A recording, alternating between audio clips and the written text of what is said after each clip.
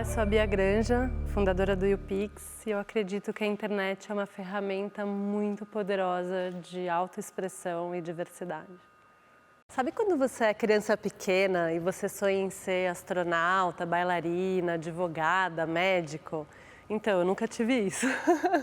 Que foi uma coisa boa no final das contas, mas lá no começo, quando eu tive que entrar na faculdade, decidir o que eu ia fazer para o resto da minha vida, foi muito confusa, porque eu cheguei lá naquele momento em que todo mundo está tão seguro do que quer fazer e eu não tinha a menor noção de qual curso era legal para mim ou onde eu me encaixava.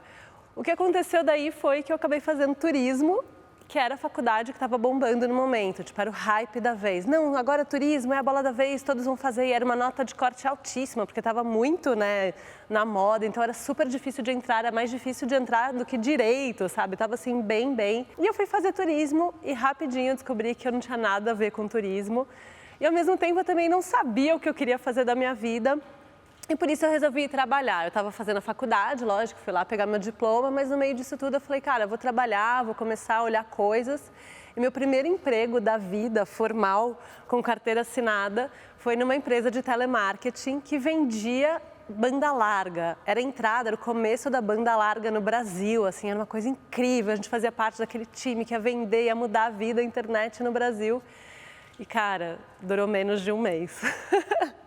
Não deu certo, porque era um esquema tão rígido, com os horários tão fixos, que você tinha que atuar dentro assim, de uma caixa, de um limite tão específico, que eu não consegui ficar lá. Nessa mesma época, eu estava muito amiga de uma guria da minha escola, né, da minha faculdade, da minha classe, e ela falou, olha, eu trabalho numa empresa aí de internet, e a gente está precisando de uma pessoa lá para ser assistente, você não está a fim de ir? Daí eu falei, internet. Eu falei, é CLT? Ela falou, é. Eu falei, então tá bom, eu vou, porque minha mãe falou que é importante ter carteira assinada. E eu fui, e quando eu cheguei lá, não tinha nada a ver com o que eu fazia nessa outra empresa de internet. Essa empresa chamava Ideia.com e meio que mudou minha vida toda. A Ideia.com era uma incubadora de projetos digitais, né, de internet e tecnologia, então ela dava condições, né, dinheiro ou espaço ou negócios para que novas empresas digitais pudessem crescer e aparecer.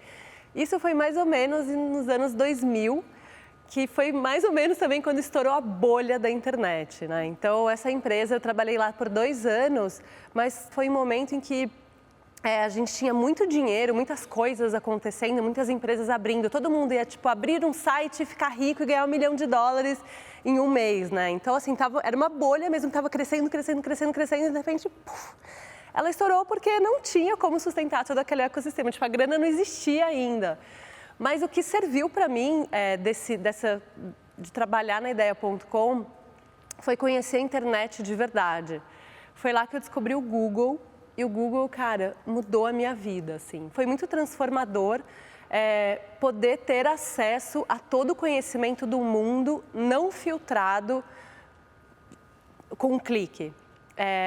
Eu não sei, assim, tem muita gente que talvez não pense muito nisso, mas na minha trajetória de estudante, tanto na escola e depois na faculdade, eu achava que as fontes de conhecimento a que a gente tinha acesso eram muito limitadas, né? A gente tinha o nosso professor, que era o mestre, né, que deveria saber tudo, e a gente não sabia se ele sabia mesmo. Os nossos pais, para quem às vezes a gente perguntava coisas, eles fingiam que sabiam, porque eles são pais, então eles têm que, né, saber das coisas. E eu tinha lá, sei lá, Enciclopédia Barça, na minha época, né, de menina.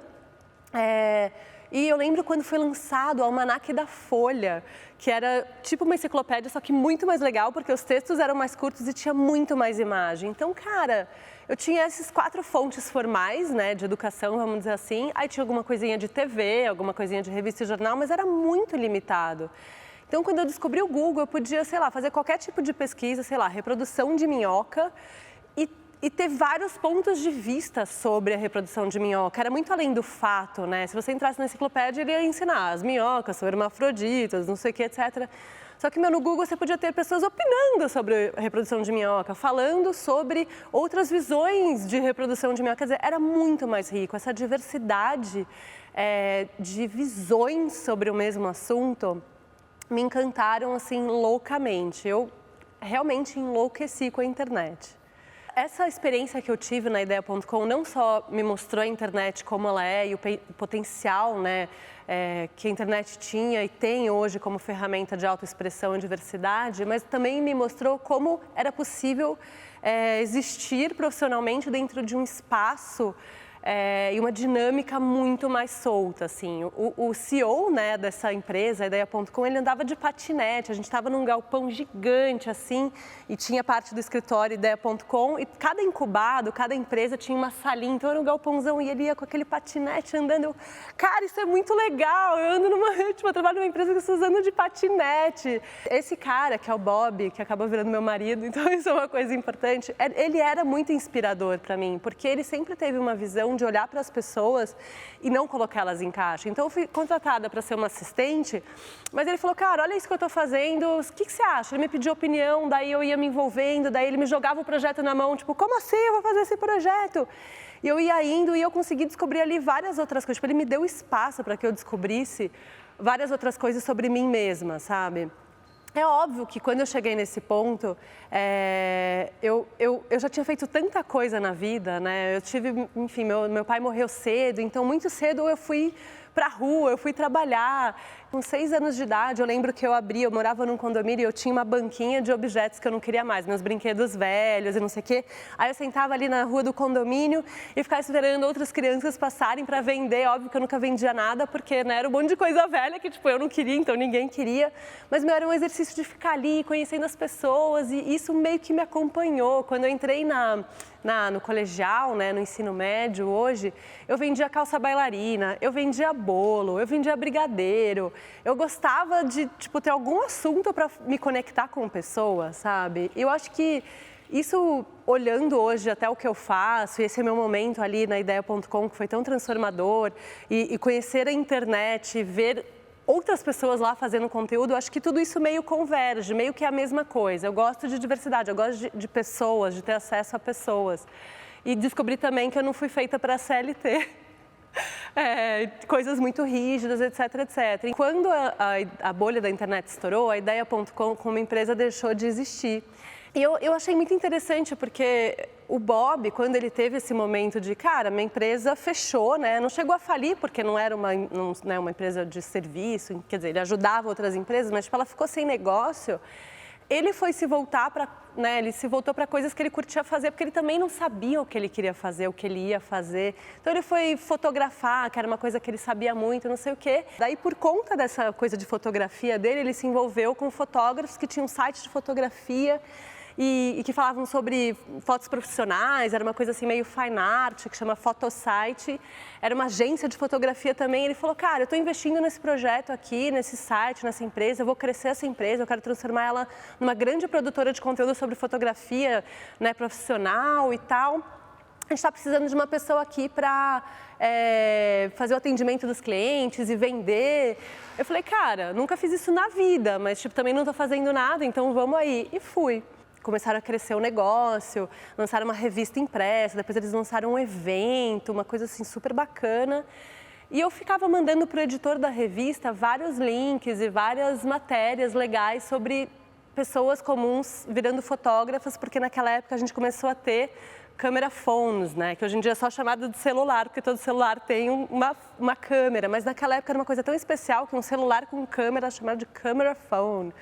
Né? Uma coisa assim, super incrível. Eu falei, gente, olha que legal, agora todo mundo é fotógrafo. E é lógico que os fotógrafos profissionais que tocavam aquele business achavam isso muito ruim. Como assim agora todo mundo é fotógrafo? Todo mundo vai roubar, né, meu emprego? E ele se irritou que eu ficava mandando essas coisas modernas para ele, da galera do digital. Né? E falou assim, olha, Bia Granja, você pare de me mandar essas coisas, eu vou te dar uma coluna aqui na revista e no site, você escreva o que você quiser, mas é só nesse lugar. Ele me enquadrou ali naquela coluninha. E foi muito engraçado, porque eu comecei a reportar sobre esse universo, né, que era muito transformador. O fato das pessoas terem um celular com câmera na mão, não era só, legal, vou fazer uma foto, agora posso fazer foto, tirar fotos, fazer o que eu quiser. Já estava mudando o comportamento das pessoas, de como elas estavam em público, já estava abrindo novas frentes de trabalho, era toda uma nova indústria que estava surgindo. E aí foi muito interessante que o momento teve um momento em que o negócio ele ficou muito mais forte nos assuntos relacionados à coluna que eu escrevia, que era fotografia digital, comportamento digital, etc., do que ao negócio da fotografia profissional, etc. E aí o Bob, que é um cara assim visionário, de verdade, assim, ele é um cara muito estrategista, ele é muito inspirador. Ele falou, cara, a gente tem que lançar uma revista nova, um evento novo, tudo novo, com foco nisso aí, porque isso aí é o futuro da coisa toda. E Bia Granja, você vai ser editora desse negócio? E aí, em 2006, nasceu a revista Pix, que era uma revistinha assim, impressa mesmo, para falar das coisas maneiras da internet, e ela era pocket, assim, ela tinha um tamanhozinho 10x15, e a gente distribuía ela gratuitamente, assim, tipo, nesses pontos, restaurante, cinema, universidade, que tem aqueles cartões postais, sabe? Nem sei se tem isso ainda. A gente fez edições mensais, às vezes quinzenais, e a comunidade de pessoas que estava ali ao redor daquela revistinha, se vendo naquela revista, vendo a sua linguagem, vendo, né, os blogueiros que curtiam, enfim, se encontrando ali, eles começaram a formar uma comunidade muito forte. A gente era a única publicação que falava sobre a internet de um jeito que não era afetado, sabe? Sem preconceito, porque a imprensa era sempre muito sensacionalista ou muito fatalista. E a gente não, cara, porque eu curtia tanto aquilo, fazia tanto parte do que eu era, eu já consumia aquilo, era uma coisa tipo de usuário para usuário, que meu era muito natural, era só, cara, não vamos julgar, vamos enaltecer, vamos discutir, vamos falar, sabe? Então aquilo era tão natural, era tão orgânico, que as pessoas percebiam. Naquela época o Orkut era muito bombado no Brasil, né? E aí os leitores criaram uma comunidade dentro do Orkut para trocar edições da revista, tipo figurinha da Copa, sabe? Eu tenho a revista 1, quem tem a 3, não sei o que, era tipo um item de colecionador, assim. A gente falou, cara, por que a gente não reúne? Se eles já estão se reunindo informalmente para fazer isso, né, para discutir as coisas da revista e trocar a revista, por que a gente não chama essa galera e faz esse evento? E aí, em 2007, a gente fez um evento muito estranho que chamou Blá Blá Blá Pix. O nome é horrível, obviamente, nunca colaria um nome de evento como esse. O primeiro foi sobre mulheres e internet, e olhando hoje, né, onde a gente está nessa discussão sobre a mulher, e eu vejo, cara, como isso foi, nossa, muito cedo, né? A gente falou dessa coisa, desse tema. E o segundo tema, acho que foi sexo e internet, que ainda naquela época era uma coisa, né, bem importante. E aí a gente fez esses dois eventos e não fez mais. E foi só em 2009 que a gente lançou o YouPix Festival, que acabou virando durante muito tempo da trajetória do YouPix a grande coisa que a gente fazia. Que era um evento que chegou a reunir 20 mil pessoas para falar de internet, mas sem medo, sem frescura, sem papas na língua. Então a gente tinha, cara, 9 palcos diferentes. Em um palco a gente tinha o ministro da Cultura falando sobre a nova lei do direito autoral e como isso impactava os criadores, e no outro a gente tinha, sei lá, Inês Brasil, que é uma personagem assim muito estranha da internet, né, um viral, com peito de fora no outro palco, e no outro palco a gente estava falando sobre como criar planos editoriais para blogs, no outro a gente estava falando tinha gente do Sebrae falando de empreendedorismo digital, no outro a gente estava discutindo o comportamento e o excesso de informação, e aí, cara, era uma grande salada, mas sem preconceito. Tipo, eu misturava o ministro com a menina de peito de fora no palco e tá tudo certo, porque quando a gente pensa hoje no que é a internet, a gente, sei lá, pensa agora, abre seu computador, abre o seu browser, seu navegador. Quantas abas tem abertas ali e, tipo, o que você está fazendo em cada uma delas? Em uma você está lendo sobre um assunto importante, no outro você está marcando a cervejinha com os amigos, no outro você está vendo um vídeo muito tosco de gatinho, no outro você está vendo uma receita do não sei o quê. Tipo, a gente é isso, a gente é várias abas, né? A gente tem várias personas, a gente tem vários interesses, a gente tem muitas coisas que nos movem, eu acho que o digital, a web, de uma certa forma, foi o que possibilitou a gente acessar essas coisas todas e permitir que elas convivessem ao mesmo tempo. E eu acho isso muito especial. Eu nunca entendi porque a gente não podia, então, fazer um evento que fosse uma reprodução do nosso browser no mundo offline, né, na vida real. Eu fui lá e fiz, e foi muito legal, foi importante, porque as pessoas falaram, cara, isso é autêntico, isso é real, isso é como é, não tem, sabe... frescura, não tem...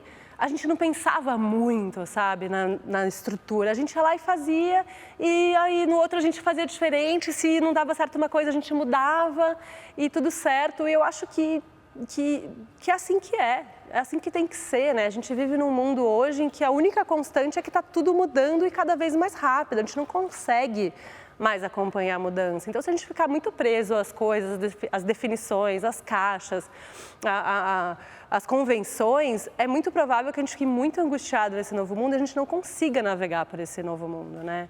Então, eu acho que esse jeito de fazer, olhando, né, essa trajetória, é muito inspiradora para mim hoje. Eu tento não perder isso.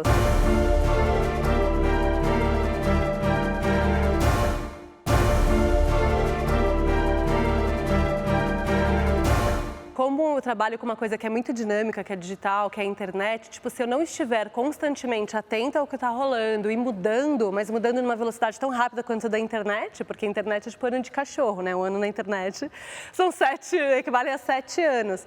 Então eu não vou conseguir mais fazer o que eu faço. Eu não sei o que é o que eu faço, mas eu sei que o que eu faço exige com que eu esteja sempre em beta. Sabe, modo beta. Isso acaba sendo uma inspiração, porque se você não sabe o que vai ser, então você tem que meio que inventar. Então, para inventar, para tipo, chegar naquele momento de virada ou um momento mais decisivo, que não precisa ser uma virada, mas só um momento mais tipo, caramba, será que é isso? Naqueles momentos que todo mundo tem de se questionar, eu tenho que estar nessa vibe beta, eu tenho que poder tipo, testar e fazer e mudar e desapegar. Meu, nessa trajetória toda do YouPix, 11 anos, né, fazendo o que eu faço, a gente teve um grande momento de virada que foi em 2014, quando a gente deixou de fazer um grande evento de 20 mil pessoas na Bienal, que era pauta em todos os canais, em todos os jornais, que era muito transformador, era muito provocador. A gente deixou de fazer esse evento e parou de fazer evento. A gente falou, cara, chegou num ponto na empresa que tipo, é muito legal fazer o YouPix Festival, 20 mil pessoas, a gente já fez muito, agora a gente tem que fazer outra coisa. Mas o que vai ser essa outra coisa? E quando a gente anunciou que a gente ia mudar tudo no YouPix, né, a gente fez um texto no nosso site, foi aquele bafafá, a galera falou, meu, você tá louca, você tá fazendo um evento que é incrível, 20 mil pessoas, sai em todo lugar, é uma mega referência e você vai parar de fazer, meu, por quê? Eu não consigo entender. E não foi uma coisa fácil, assim, eu me questionei, eu chorei, sabe, eu me debati ali porque era muito legal.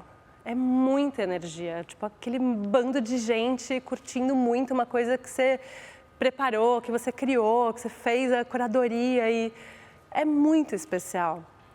Eu sofri e aí depois de um tempo a gente lançou uma outra coisa e o YouPix foi... deu uma guinada, antes era uma coisa bem... para consumidores finais, para os jovens, etc. Daí a gente começou a fazer uma coisa mais de negócios, mais de adulto, assim, que tinha muito a ver também com a minha visão em relação à internet, ao objeto do meu trabalho. E acho que esse foi um momento angustiante. Mas o que me move, o que sempre me moveu em toda essa coisa de digital, de internet, é essa coisa de pessoas se expressando, essa coisa do centro de poder ter migrado de mãos e pela primeira vez, na real, ele não estar associado a você ter um poder financeiro, sabe? Eu acho que expressão é uma coisa que, óbvio, todo mundo sempre pôde se expressar, mas ter expressão com audiência, tipo, você chegar em pessoas, né? Sempre exigiu um aporte financeiro muito grande, né? Para você rodar jornal, distribuir revista, ter a rádio, ter o equipamento. Então, acho que a internet, ela mudou muito essa dinâmica de poder da sociedade e é isso que me move a todo momento. Na internet eu sempre falo assim, você não consegue comprar uma área VIP, né? Um cercadinho para fazer aqui. Então, tipo, é o único lugar onde dinheiro não te dá nenhum poder competitivo, nenhuma vantagem competitiva. Isso é muito digno de nota, né? É muito especial. Porque a gente mora num país muito desigual. É muito engraçado, eu vejo minha mãe, meu marido, eu e meu filho de 4 anos usando a internet. Tem uma diferença muito grande, né, entre gerações usando a web, usando o digital. Porque é óbvio, tem gente que nasceu já dentro dessa lógica e tem gente que não nasceu. Por exemplo, a minha sogra, que tem 93 anos, quando ela nasceu ainda não existia, tipo, geladeira. Não sei, ela não tinha isso em casa, né? Então, assim, ela armazenava coisas no gelo. Então, para ela, é uma grande diferença ter vivido um momento com geladeira e um momento sem geladeira. E para quem viveu essa intersecção, esse momento de transição, é a mesma coisa. Tipo, eu sou da geração que viveu a vida sem internet. Acho que foi a última geração que viveu a vida sem internet. Para as gerações seguintes, é como luz elétrica. A gente só repara que está sem internet quando ela cai, né? Tipo, quando acaba a energia, acaba a luz, a gente percebe, senão não faz nenhuma diferença. Ter nascido dentro de uma certa lógica tecnológica faz muita diferença na maneira como a gente interage e se relaciona com com aquela ferramenta que, né, para mim, a internet nem é mais uma ferramenta, é uma coisa que permeia todos os ambientes conectados. Óbvio que ainda falta muito Brasil para se conectar digitalmente, a gente está em mais ou menos 60% da população conectada, mas para quem está conectada já é um caminho sem volta.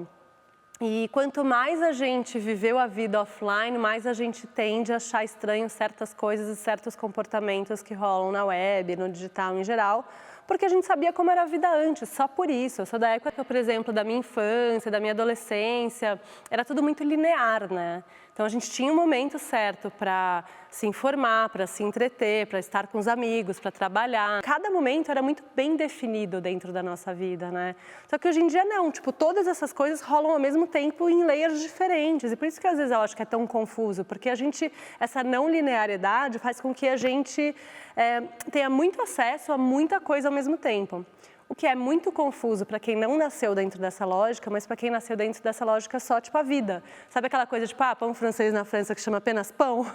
É a mesma coisa aqui, entendeu? Então, eu acho que existe, sim, uma diferença na maneira como cada geração se relaciona com o digital. Eu não me preocupo com a maneira como meu filho vai ter acesso à internet e vai lidar com essas ferramentas. Eu me preocupo na maneira como meu filho vai tratar outras pessoas, na maneira como ele vai lidar com esse mundo em constante mudança. Eu não acho que a internet é o mal do mundo, é o que está mudando tudo. Eu acho que o digital em geral, os zeros e os uns, os algoritmos, todo esse universo que estão acelerando e fazendo crescer exponencialmente, mudar tudo, eu acho que isso é muito mais angustiante. Acho que esse é o momento do mundo em que tudo muda quanticamente, dá saltos quânticos. Eu acho que isso é muito mais angustiante para mim do que ele usar muito ou pouco a internet. Porque, como eu disse, a internet não é um lugar que você vai. Ela está permeando tudo. Você tem a internet das coisas, tipo, a sua geladeira está conectada. Então, criar um filho nesse novo mundo, se a gente olhar com a nossa lente, com as nossos padrões, com a nossa, da maneira como foi a nossa vida, acho que a gente vai ficar desesperado. Mas se olhar para a lente dele, que eu sei que é extremamente difícil, e na verdade pelo que vai vir, que, ninguém sabe o que eu acho que isso é mais importante, né? Eu estava lendo outro dia 2 pesquisas, uma que diz que 45% das profissões que existem hoje não vão existir até 2020, e 2020 está logo ali, e 85% das profissões do futuro, até 2030, não foram inventadas ainda. Então, a gente está num ambiente em que a gente não sabe o que a gente vai fazer agora, porque as profissões que a gente tem hoje não servem, mas olhando para um futuro em que a gente não sabe o que vai ser, porque não inventaram a profissão ainda. Então, assim, tipo, eu não vou ficar preocupada se ele está vendo mais ou menos vídeos no YouTube, cara. Eu quero preparar esse moleque para isso, porque eu acho que isso vai ser muito tenso, né? Tipo, o que ele vai estudar? Ele vai, tipo, para a escola formal? Eu estou me questionando agora. Ele vai aprender português, matemática, química e física? Ou ele vai se preparar emocionalmente para esse novo mundo? Quais habilidades eu tenho que dar para ele para que ele possa descobrir essa nova profissão do mesmo modo que foi para mim? Então, assim, eu tenho zero medo em relação ao meu filho à internet. Eu tenho muito mais medo que ele não esteja pronto para esse mundo que contém a internet, sabe? Eu sempre falo que a internet, ela não é nada.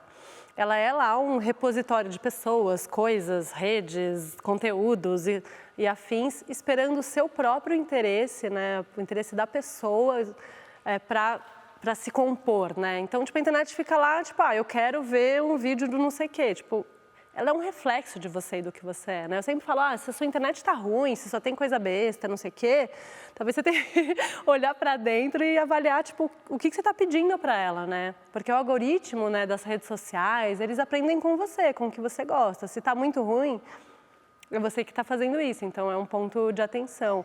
Diversidade, pluralidade, pessoas se expressando, tipo, isso nunca vai ser uma coisa ruim.